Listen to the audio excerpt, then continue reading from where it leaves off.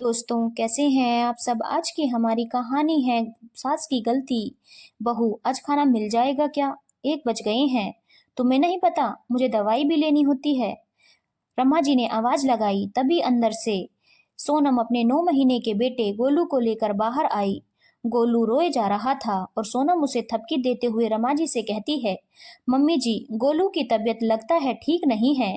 कल रात से काफी रो रहा है, इसीलिए मेरी गोद से उतर भी नहीं रहा। आज किसी तरह मैंने खिचड़ी चढ़ा दी है, कुकर बंद कर दिया है। आप बस जब कुकर ठंडा हो जाए तो अपने और पापा जी की खिचड़ी निकाल कर अचार के साथ खा लेना।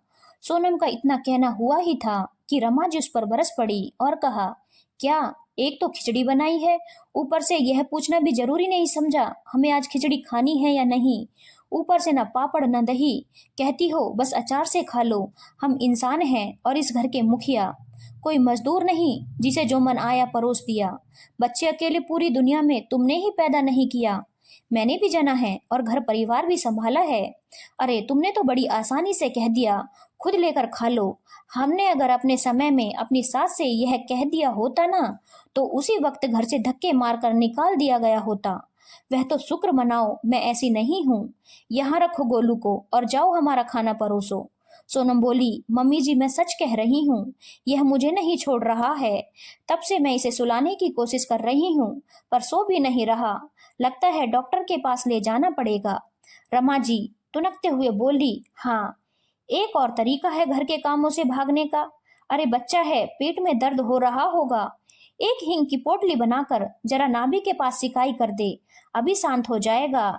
यूं बात बात पर डॉक्टर के पास जाकर यह बताना नहीं चाहिए तुम लोग बड़े मॉडर्न हो, पर याद रखो जितना असरदार घरेलू नुस्खे होते हैं वह और कोई नहीं होता। जाओ इसे यहाँ रखकर, तब तक मैं इसे संभालती हूँ। सोनम जैसे ही गोलू को रमा जी की गोद में देने लगती है, गोलू और दहाड़े मार मार कर रोने लगा। पर रमा जी जबरदस्ती उससे लेकर सोनम को वहां से जाने का इशारा करती है। सोनम वहां से जाने लगती है, पर गोलू का यूं रोना वो बर्दाश्त नहीं कर पा रही थी। फिर भी वह रसोई में गई। सबसे पहले उसने अपने सास ससुर का खाना परोसा, फिर हींग की पोटली बनाकर ले आई और झट से ला आकर अपने बेटे को रमा जी के हाथों से लेकर सीधे अपने कमरे में चली गई। उसके इस रवैये से रमा जी गुस्से में अपने पति मोहन जी से कहती हैं, देखो कैसे लेकर गई गोलू को, जैसे मानो उसके बेटे को मैं खा जाती। मुझे तो हमेशा से ही पता था इसके मन में पाप है, यह नहीं चाहती कि इसका बच्चा इसके अलावा और किसी से घुले मिले ताकि उसके बहाने बनाकर काम से बच सके। पर यह मुझे नहीं जानती, मैं भी इसकी सास हूँ। मोहन जी बोले, बस यही तो दिक्कत है रमा, तुम बस इसकी सास हो, पर तुम एक औरत और एक माँ भी हो, यह बात भूल गई हो।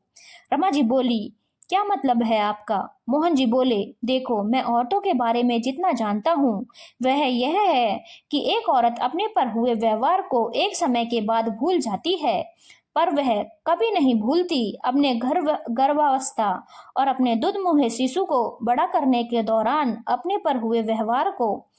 आज वह तुम्हारी हर बात को मानने पर मजबूर है, क्योंकि उसे लगता है हम इस घर के मुखिया हैं। पर एक दिन जरूर आएगा जब हम बिस्तर पर पड़े होंगे, इसकी सेवा की राह तक रहे होंगे, तब तक वह इस घर की मुखिया होगी और उस समय वह अपने पर हुए इस व्यवहार को याद कर हमारी सेवा को बस बोझ समझेगी। और कौन जाने सेवा तो क्या वह हमें पूछे ही ना, फिर इस पर ही दोष लगाओगी। पर शायद ही तुम्हें इस बात का एहसास होगा कि इस स्थिति का बीज का रोपण कब हो चुका था। रमा जी आंखें तरेर कर बोली, आप और आपकी ज्ञान की बातें, यह तब कहाँ गया था जब आपकी माँ मेरे साथ यही सब करती थी। उन्होंने भी तो मुझे कम नहीं सताया था। बस तुम औरतों की यही तो दिक्कत है। तुम सभी जानती हो कि तुम लोगों का यह रवैया गलत है, पर फिर भी तुम्हें यही करना है क्योंकि तुम्हारे साथ कभी यही हुआ था। किसी को यह ख्याल नहीं आता कि जो मेरे साथ हुआ वह अब और किसी के साथ नहीं होना चाहिए। मोहन जी एक सांस में बोल गए, कहीं पर किसी को तो ये बंद करना चाहिए। तभी तो आजकल रिश्तों में प्यार और अपनापन नहीं, बस मनमुटाव और एक दूसरे के प्रति हिंसा भावना ही दिखती है। पर यह सब आपने पहले कभी नहीं कहा। मुझे तो कभी नहीं लगा कि मैं इतना बुरा व्यवहार कर रही हूँ अपनी बहू के साथ। यह सब आपकी सोच है। ऐसे ही होते हैं हर घर में, तभी यह बहुएं काबू में रहती हैं, वरना तो फिर यह अपने मन की करने लगेंगी। और इसीलिए रमा जी अपने को सही साबित करने की कोशिश करने लगी। अरे आपको क्या पता पतिदेव, ज्यादातर बुजुर्गों को अपना बुढ़ापा वृद्ध आश्रम में बिताना पड़ता है, क्योंकि पहले से ही वे अपनी पकड़ ढीली कर देते हैं। पर मैं ऐसा नहीं होने दूंगी। मोहन जी बोले, गलत कर रही हो तुम। इसी की वजह से वृद्ध आश्रम में भीड़ दिनों दिन बढ़ती जा रही है, और एक तुम्हें यह लगता है तुम्हारे रोक टोक और कलेश से काबू में रहेगी। याद रखना, ज्यादा खिंचाव ज्यादा हो जाता है तो धागा मजबूत नहीं टूट जाता है, और रिश्तों तो कच्चे धागों की तरह होते हैं।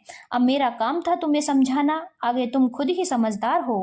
रमा जी मोहन जी की बातों को अनसुना कर बड़बड़ाते हुए चली गई और सोनम को कुछ काम बताने उसके कमरे में जाने ही लगी कि सोनम गोलू से कुछ कह रही थी। उसी को सुनने को वह दरवाजे पर ही रुक गई, जहां सोनम गोलू से कह रही थी, चुप हो जा मेरी सोना, मम्मी आ गई है। अब वह आपको रुलाकर कहीं नहीं जाएगी। हमारी तकलीफ कोई नहीं समझता बेटा। दादी को आपकी तकलीफ भी नहीं दिखती, ना ही मेरी। पर मुझे पता है आप ऐसे ही नहीं रो रहे हो। पापा आ जाएं, फिर आपको ले चलूंगी डॉक्टर के पास। जब यह सब सोनम गोलू से कह रही थी, गोलू भी मानो सब कुछ समझ रहा था। उसका रोना बंद था और वह बस अपनी माँ को एकटक देखे जा रहा था। यह सब देखकर रमा जी की आंखों में आंसू आ गए और वह सोचने लगी कि कहीं यह सही तो नहीं कह रहे थे। बहू को काबू में रखने के चक्कर में मैंने उस पर अत्याचार तो ज्यादा नहीं कर दिया, पर जो भी हो, इसे यूं बच्चे से ऐसा नहीं बोलना चाहिए। यह सोचकर हड़बड़ाकर अंदर आ गई और सोनम से कहा, यह सब क्या जहर भर रही हो मेरे पोते के मन में? उसे यह बताना चाहती हो कि उसकी दादी बहुत बुरी है? पर क्या फायदा, जब तक यह समझने लायक होगा उसकी दादी अच्छी बन चुकी होगी। सोनम हैरान होकर रमा जी की इस बात को समझने की कोशिश कर रही थी। तभी फिर रमा जी ने कहा, हाँ, अब तक मैं तुम्हारी तकलीफ नहीं समझती थी, या फिर यूं कह लो जानबूझकर समझना नहीं चाहती थी। पर आज तुम्हारे पापा और तुम दोनों की बातों ने मुझे सच का आईना दिखा दिया है। बहू, माफ कर दो। अब से मैं तुम्हें कभी तंग नहीं करूंगी और तुम्हारी मदद भी करूंगी। तभी पीछे से मोहन जी आकर कहते हैं, बहू, इसकी बातों को रिकॉर्ड कर लो, और जो यह अपनी बात पर अमल न करे इसे भेज देना वृद्धाश्रम। इस बात से रमा जी चिढ़ जाती हैं और मोहन जी और सोनम ठहाके मारकर हंसने लगते हैं।